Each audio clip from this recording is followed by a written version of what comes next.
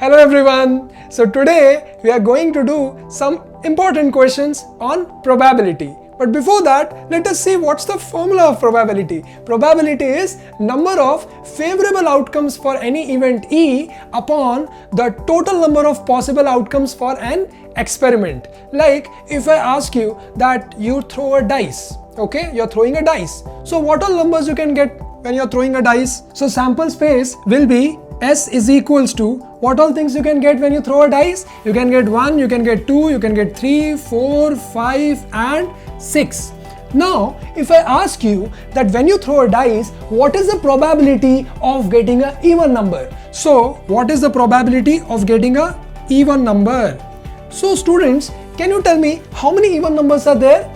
2, 4 and 6. These three numbers are even numbers. So how many favorable outcomes here of getting an even number? How many favorable are there? 3 numbers are favorable. 2, 4 and 6. So 3 are favorable and divided by the total number of possible outcomes which you can get when you perform that experiment. And what's the experiment of throwing the dice? How many total possible outcomes are there? 6. 1, 2, 3, 4, 5, 6. So 6. So it is 1 by 2.